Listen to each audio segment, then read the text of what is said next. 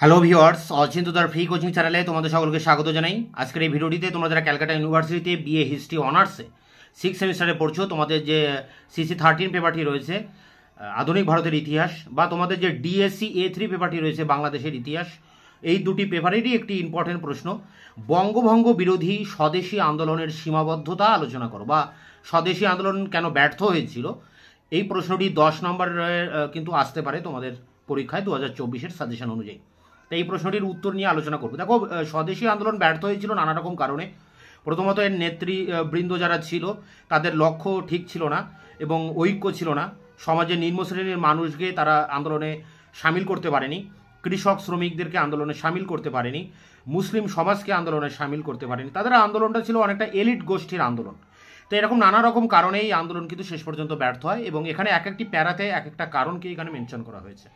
দেখো, প্রথম প্যারাতে লিখবে এইভাবে: প্রবল উৎসাহ উদ্দীপনার সঙ্গে শুরু হলেও স্বদেশী আন্দোলন শেষ পর্যন্ত ব্যর্থতায় পর্যবসিত হয়। বঙ্গভঙ্গ রদ হয় ঠিকই, এবং বাংলার নেতৃবৃন্দ এটি তাদের বিরাট সাফল্য বলে দাবি করেন, কিন্তু বাংলার সেই পুরনো সীমানা আর ফিরে আসেনি।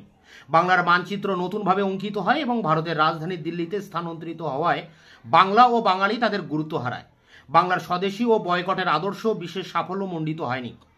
চিনির আমদানি যথেষ্ট পরিমাণে বৃদ্ধি পায়। ডক্টর সুমিত সরকার বলেন, ব্যবসায়িক স্বার্থ জাতীয়তাবাদী মানসিকতাকে ছাপিয়ে গিয়েছিল, ফলে ভারতীয় ব্যবসায়ীরা আগের মতোই আমদানি শুরু করেছিল। নানা কারণে জাতীয় শিক্ষাও বিশেষ সম্প্রসারিত হয়নি। এই কালপর্বে প্রতিষ্ঠিত বিভিন্ন সমিতিগুলিও ধীরে ধীরে ভেঙে পড়ে ও উঠে যায়। প্যারা করে দেখো, ডক্টর অমলেশ ত্রিপাঠী বলেন যে উদ্দীপনার মধ্যে শুরু হলেও কাতর ধ্বনির মধ্য দিয়ে এই আন্দোলনের অবসান ঘটে। এই ব্যর্থতার পশ্চাতে নানা কারণ ছিল। বলা হয়ে থাকে যে সরকারের প্রবল দমনপীড়ন নীতির ফলে এই আন্দোলন ব্যর্থ হয়েছিল। সরকারের দমনপীড়ন সম্পর্কে কোনো সংশয় নেই। স্বৈরাচারী সরকার সভা সমিতি শোভাযাত্রার উপর নিষেধাজ্ঞা জারি করেন, সংবাদপত্রের কণ্ঠরোধ করা হয়, ছাত্রদের উপর নানাভাবে নিপীড়ন চালানো হয়, জেল জরিমানা পুলিশি অত্যাচার ছিল সাধারণ ব্যাপার। নেতৃবৃন্দকে দ্বীপান্তরে পাঠাতেও তারা কসুর করেননি। এর ফলে আন্দোলন যে কিছুটা স্তিমিত হয়েছিল সে সম্পর্কে কোনো সন্দেহ নেই। অবশ্য ডক্টর অমলেশ ত্রিপাঠী কিন্তু পুলিশি অত্যাচারের কথা মানতে রাজি নন। তার মতে শাস্তি প্রাপ্তদের খুব গুরুদণ্ড দেওয়া হয়নি। বলা বাহুল্য, ডক্টর ত্রিপাঠীর এই মত গ্রহণযোগ্য নয়, কারণ পুলিশের খাতায় সব অত্যাচারের কথা লেখা থাকে না। প্যারা করে দেখো, ডক্টর অমলেশ ত্রিপাঠী, ডক্টর সুমিত সরকার এ ব্যাপারে কিছু আভ্যন্তরীণ দুর্বলতার কথা বলেছেন, এবং এই আভ্যন্তরীণ দুর্বলতাগুলি যে আন্দোলনকে ধ্বংস করেছিল সে সম্পর্কে কোনো সংশয় নেই। আন্দোলন পরিচালনার জন্য কোনো কেন্দ্রীয় সংগঠন ছিল না। বয়কটের প্রয়োগ নিয়েও নরমপন্থী ও চরমপন্থীদের মধ্যে যথেষ্ট মত পার্থক্য ছিল। এছাড়া কংগ্রেস সংগঠনও তখন ঐক্যবদ্ধ ছিল না। স্বদেশী ও বয়কট অপেক্ষা নেতৃমণ্ডলী তখন নরমপন্থী চরমপন্থী বিরোধ নিয়েই মত্ত ছিলেন। এই আন্দোলন মূলত মধ্যবিত্ত ভদ্রলোক শ্রেণীর মধ্যেই সীমাবদ্ধ ছিল। মধ্যবিত্ত ইংরেজি শিক্ষিত চাকুরিজীবী, আইনজীবী, সাংবাদিক ও জমিদাররাই এই আন্দোলনের নেতৃত্ব দেন, এবং ছাত্র যুবকরা ছিল স্বেচ্ছাসেবক।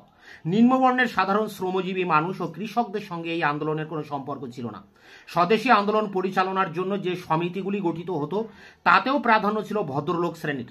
শ্রমিক কৃষককে সেখানে সামিল করা হয়নি। অনেকের মতে এটি ছিল এলিটিস্ট আন্দোলন। মার্ক্সবাদী পণ্ডিত রজনীকান্ত দত্ত, রুশ গবেষক কুমারোভ এই আন্দোলনকে শহুরে পাতি বুর্জুয়া গণতান্ত্রিক আন্দোলন বলে অভিহিত করেছেন। ডক্টর বিপানচন্দ্র বলেন যে প্রবল জনপ্রিয়তা সত্ত্বেও এই আন্দোলন নগর কেন্দ্রিক অভিজাত, মধ্য ও নিম্ন মধ্যবিত্ত শ্রেণীর মধ্যেই সীমাবদ্ধ থেকে গিয়েছিল। প্যারা করে দেখো, আন্দোলনকে জনমুখী করার জন্য এর সঙ্গে অর্থনৈতিক আন্দোলন যুক্ত করা উচিত ছিল।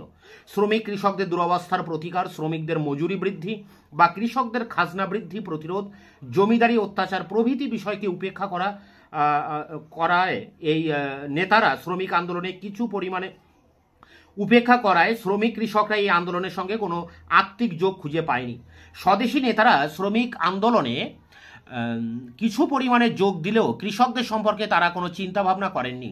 ডক্টর সুমিত সরকার বলেন যে মধ্যবিত্ত শ্রেণীর নেতৃত্বে পরিচালিত এই আন্দোলন সুনির্দিষ্ট কৃষিভিত্তিক কর্মসূচির অভাবের জন্য দরিদ্র কৃষকদের এই আন্দোলনের সঙ্গে যুক্ত করতে পারেননি। ডক্টর বিপানচন্দ্র বলেন যে এই আন্দোলন আশাপ্রদ রূপে বাংলার চাষি কৃষক সমাজকে স্পর্শ করতে পারেনি। ডক্টর অমলেশ ত্রিপাঠী বলেন যে শ্রমিক কৃষকদের বিপ্লবমুখী করে তোলায় চরমপন্থীদের অক্ষমতার মধ্যেই গোটা আন্দোলনের ব্যর্থতার মূল নিহিত আছে। স্বদেশী আন্দোলনের সূচনায় বেশ কিছু জাতীয়তাবাদী মুসলিম এই আন্দোলনে সক্রিয় ভূমিকা গ্রহণ করেন, কিন্তু ঢাকার নবাব সলিমুল্লাহ ও কিছু মৌলবীর সাম্প্রদায়িক প্রচার কার্য হিন্দু মুসলিম বিভেদকে তীব্রতর করে তোলে। এ ব্যাপারে হিন্দু নেতৃবৃন্দের দায়িত্ব কিছু নেহাত কম নয়। হিন্দু জাগরণবাদ ও প্রাচীন হিন্দু সভ্যতার জিগির, যেমন মাতৃমতবাদ, কৃষ্ণ মতবাদ, শিবাজী উৎসব, গণপতি উৎসব, কালীঘাটের মন্দিরে শপথ গ্রহণ, গঙ্গা স্নান মুসলিম মনে সন্দেহ ও ত্রাসের সৃষ্টি করে। এইসব কারণে মুসলিম নেতৃমণ্ডলীয় ক্রমশ এই আন্দোলন থেকে দূরে সরে আসতে থাকেন। ডক্টর সুমিত সরকার বলেন যে নেতৃমণ্ডলী সাম্প্রদায়িক সম্প্রীতি রক্ষার ব্যাপারে যথেষ্ট সচেতন হননি। পূর্ববঙ্গের নানা স্থানে সাম্প্রদায়িক দাঙ্গা স্বদেশী আন্দোলনের জনপ্রিয়তাকে খর্ব করে।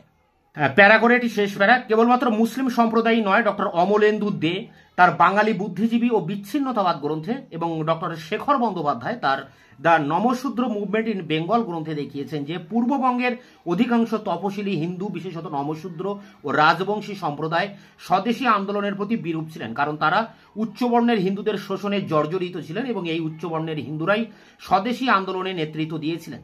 ডক্টর সুমিত সরকার বলেন যে এই আন্দোলনে জমিদার শ্রেণীর ভূমিকা নিয়ে অহেতুক উচ্চ ধারণা প্রচলিত আছে। আন্দোলনের সূচনা পর্বে বেশ কিছু জমিদার এর সঙ্গে যুক্ত থাকলেও তারা ক্রমশ আন্দোলন বিরোধী হয়ে ওঠেন। ডক্টর অমলেন্দু দে দেখিয়েছেন যে চরমপন্থী নেতাদের 2-4 জন হিন্দু মুসলিম অধ্যুষিত গ্রাম বাংলায় জমিদার ও বাবু শ্রেণীর শোষণের বিরুদ্ধে একদিকে হিন্দু কৃষক ও নিম্নবর্ণ শ্রেণী এবং অপরদিকে মুসলিম সম্প্রদায়ের সঙ্গে এই আন্দোলনের কোনো আত্মিক সম্পর্ক গড়ে ওঠেনি। এর ফলে গণভিত্তিক আন্দোলনের একটি উজ্জ্বল সম্ভাবনা ব্যর্থতায় পর্যবসিত হয়। তো এই ছিল স্বদেশী আন্দোলনের সীমাবদ্ধতা বা ব্যর্থতার কারণ। এটিকে সংগ্রহ করে তোমরা পরীক্ষার জন্য প্রস্তুতি নাও। দেখো, তোমাদের এই দুটি পেপারের বেশিরভাগ প্রশ্নের উত্তর আমার চ্যানেলে আপলোড করা আছে, তার লিঙ্ক দেওয়া থাকবে ভিডিও ডেসক্রিপশন বক্সে, তোমরা অবশ্যই ভিডিওগুলি দেখে নিও। এছাড়া যেসব প্রশ্নের উত্তর এখন আমি দিতে পারিনি তা খুব দ্রুত তোমাদের সামনে আমি তার উত্তরগুলি নিয়ে আসবো, তাই তোমরা অবশ্যই চ্যানেলকে সাবস্ক্রাইব করে রাখবে। এছাড়া তোমাদের যদি কোনো প্রশ্নের উত্তরের প্রয়োজন হয় তোমরা নিচে কমেন্ট সেকশনে কমেন্ট করে জানাবে, তাহলে আমি সেই প্রশ্নের উত্তরটি খুব দ্রুত তোমাদের সামনে নিয়ে আসবো। এছাড়া ভিডিওটি ভালো লাগলে অবশ্যই একটা লাইক দেবে এবং বন্ধুদের কাছে শেয়ার করবে।